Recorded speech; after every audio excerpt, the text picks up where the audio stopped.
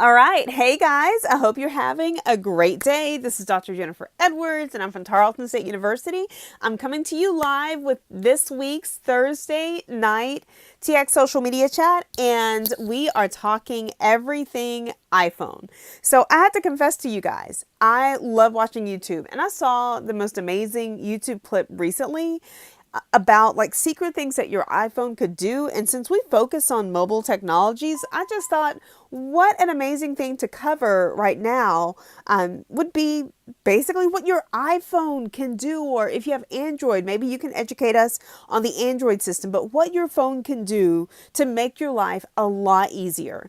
And so we have some questions going out from the TX social media hashtag, and the neat thing is that you can engage with us, tell us about, hey Frank man, thank you so much for joining, but you can tell us about how you use your iPhone, and also we will give you numerous tips tonight about using your iPhone. So a few of the questions have already gone out. So the first question was about, when you wake up in the morning, what in the world do you check first on your iPhone? So I'll admit, when I wake up in the morning, I basically sleep by my iPhone. My iPhone is in the bed, and with that iPhone, I always have to, I program it every like Monday, Tuesday, Wednesday, Thursday, and Friday to wake me up at a certain time.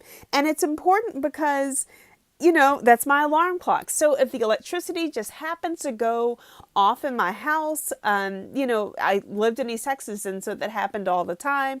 Or if I go to a hotel and it just so happens that I am not familiar with the alarm clock and it wakes me, or it's set for PM and I need to wake up in AM, then it's important that I figure out how to make my life easier. And so the iPhone alarm clock has definitely done that for me.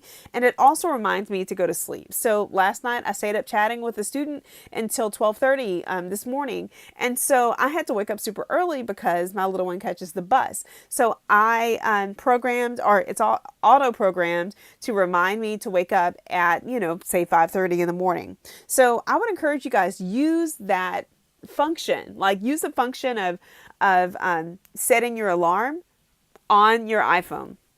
And also, I just want to tell you guys, not only does the iPhone enable you to wake up and remind you to go to sleep, but it also enables you to, it's weird, but to do certain things in the day. So I have to be reminded in the day to stretch, because if I do not stretch, then I know that I am going to, it's not going to be a good situation later. So every 2 hours, my iPhone reminds me to simply stretch.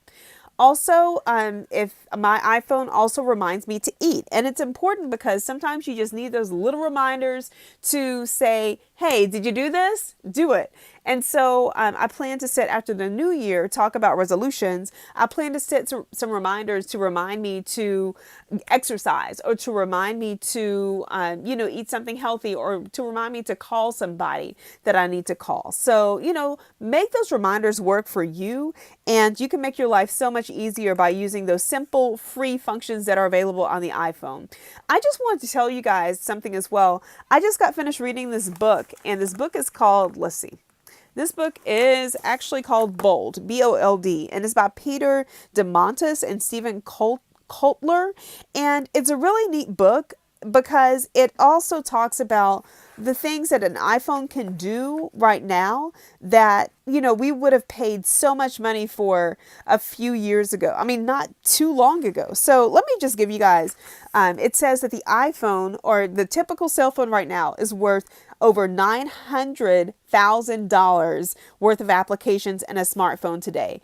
And at first I was like, okay, whatever. I mean, you guys are like truly stretching it here. You definitely want some readers. And, I had to look. It's totally, the case that the iPhone is worth that much money in terms of applications. So let me just tell you guys, it says video conferencing. In the past, the video conferencing made its debut in 1982. And so it was worth $250,000 or $586,000 at today's prices.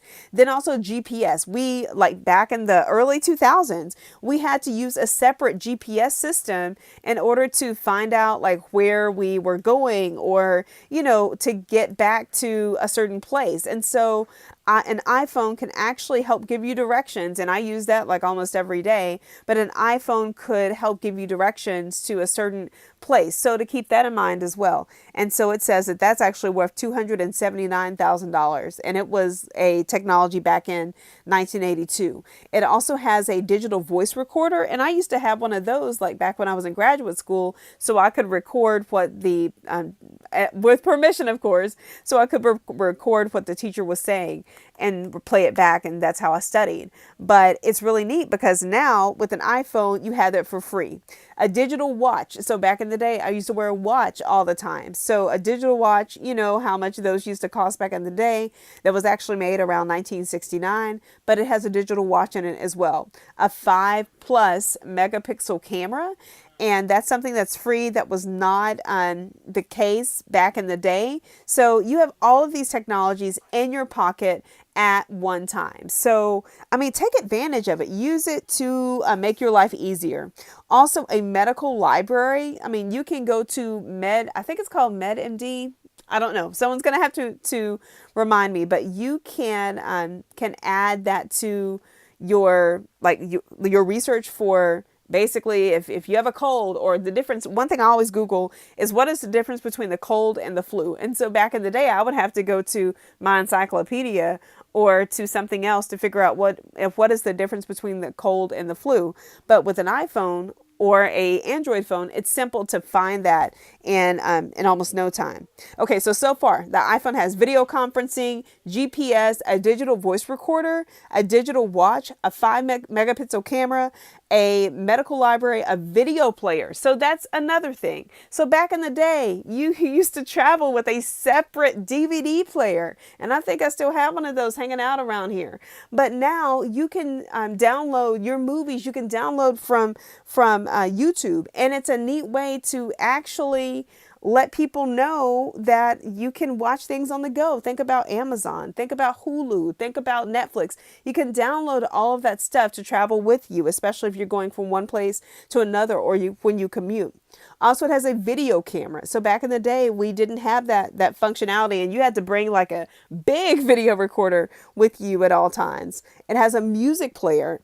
Also, it has an encyclopedia and has a video game console. So one thing I want to get into is, I think it's called Fortnite and my little one's into Roblox right now. So to figure out how to use all of those systems on my phone, that's amazing.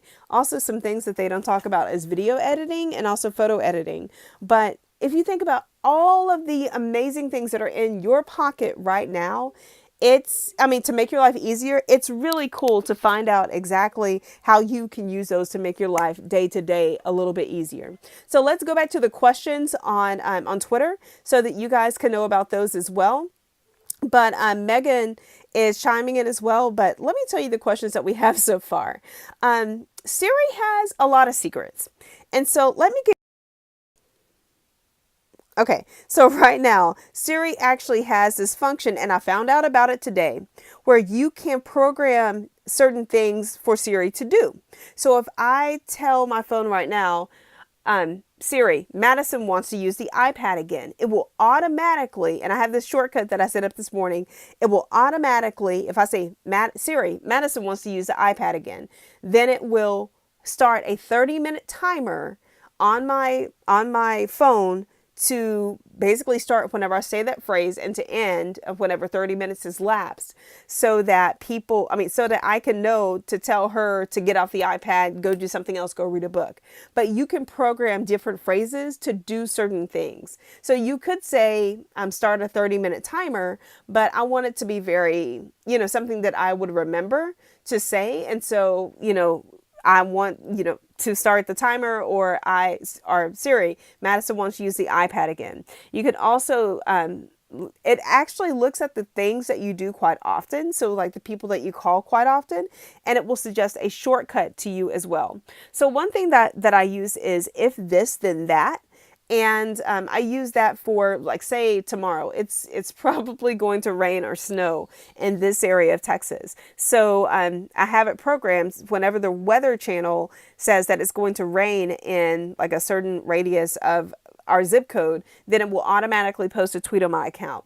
It can do the same thing if you are talking to Siri. So if you are boarding like a plane and you want to send your medical information to someone like back home, and that's something that I always do just in case something happens, then I will say, oh my goodness, Siri, I'm boarding the plane again. And then it will automatically generate a message to send to your next of kin. So I'm sorry to be so morbid, but that's just something that I do all the time. So it's important to know what shortcuts, and even, you guys, I'm just going to say this from a safety standpoint, even as a woman, when I travel alone, sometimes I don't want to say call my husband or call my kid, because I don't want to divulge that information about myself, or if it's something that's like age sensitive, or if it's something regarding my, driver's license number, and I want to send that to someone, then you can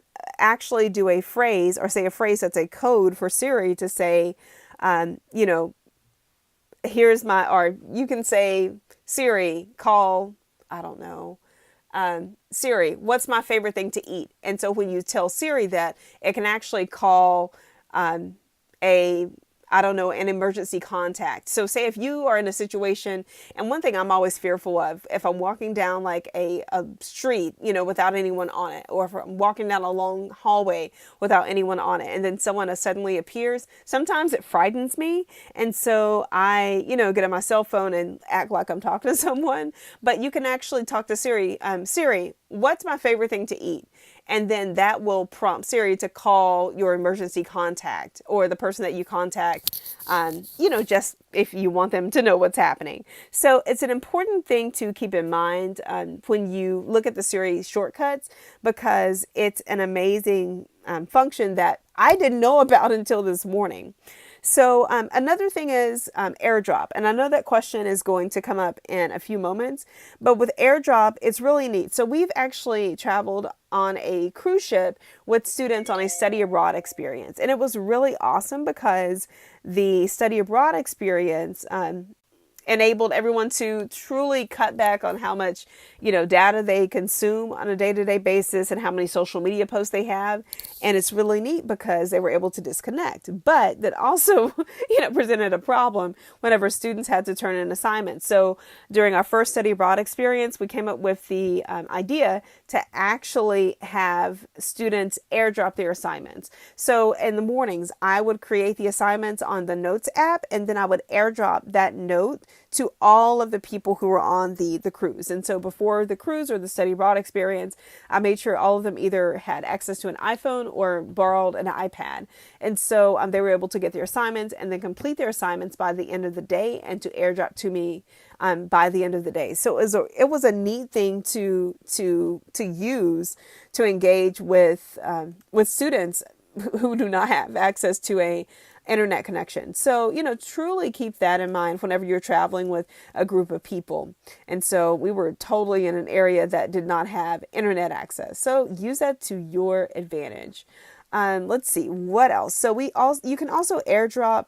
I don't suggest this, but you can AirDrop your password to people. So apparently the iPhone has this functionality right now. If you want to share your Wi-Fi password, and if you're like me and you don't remember your Wi-Fi password at home, then you can actually AirDrop your Wi-Fi password to the person that you want it to go to if they appear in your AirDrop list. So that's a neat thing that people commonly do not use, but you can use that with AirDrop. Also, another thing that you can do with AirDrop, you can share photos, especially for if you're like on a plane or at a conference, you can share photos. One thing I haven't seen that I think would be very neat is to AirDrop conversations. So I guess you can do that with the Notes app, but to AirDrop conversations, especially if you are in the front of the plane and a person you're traveling with is in the back of the plane and you want to AirDrop a conversation with them and you can't get up at that point, then I think that would be beneficial as well. So using the AirDrop feature is something that you guys could use as well. Okay, let's see. Voice recorder app. So I use a voice recorder app quite often. And if you guys do not know what it is, it's usually going to be in your home screen or under your, I think it's under your not resources, but settings.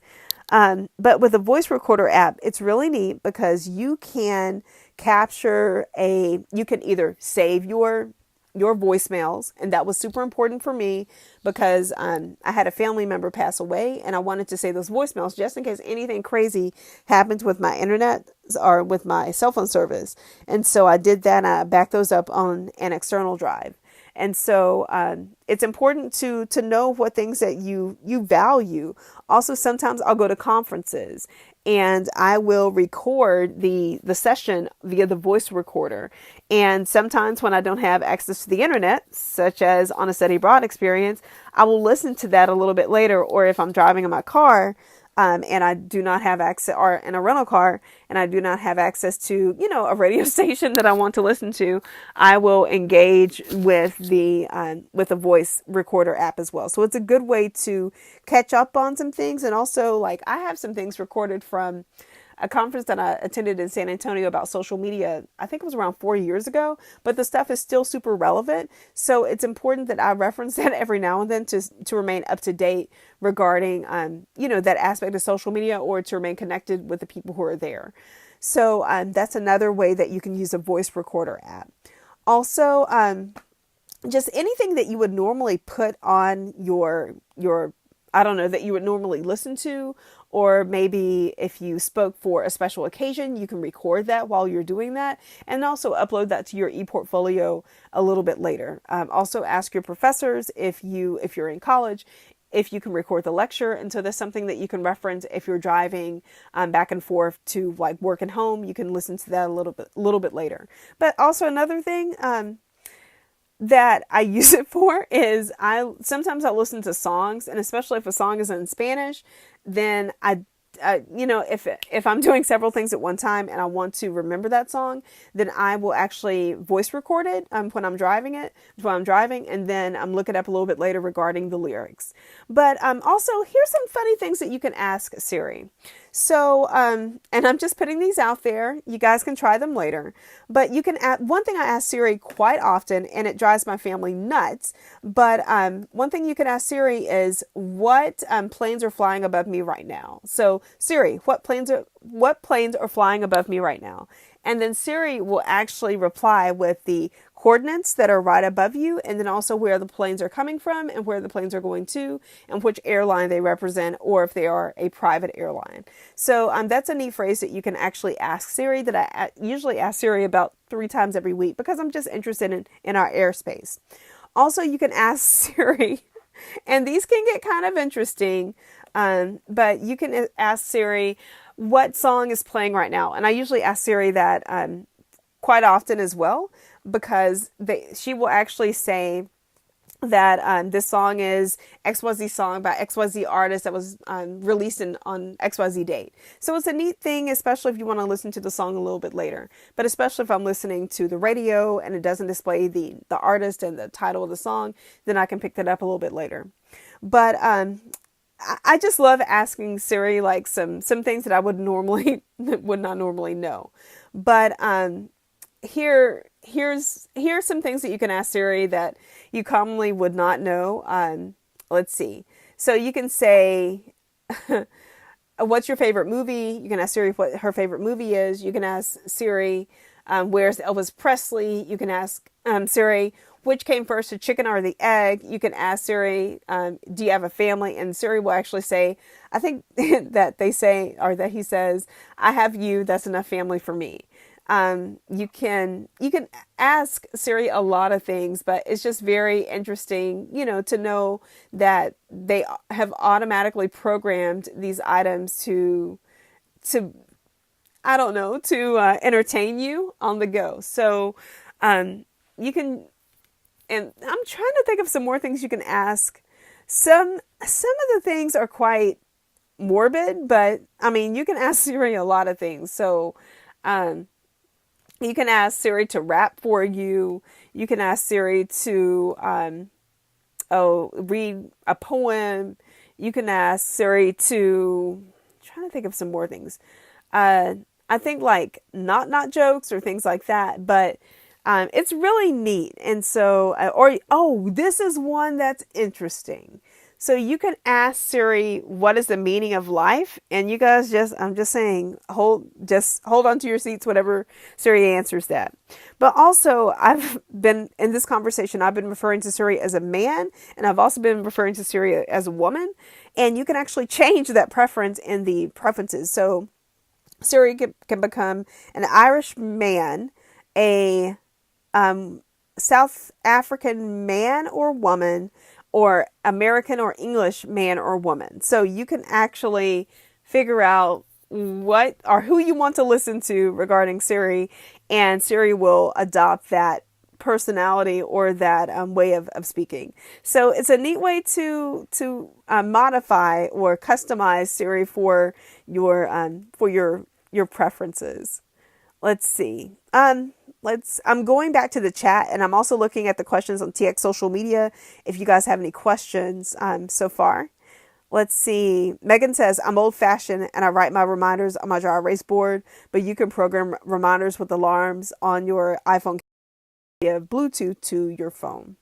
And did you know that you can record your cell phone screen without sound? Can you use this function to make your life easier?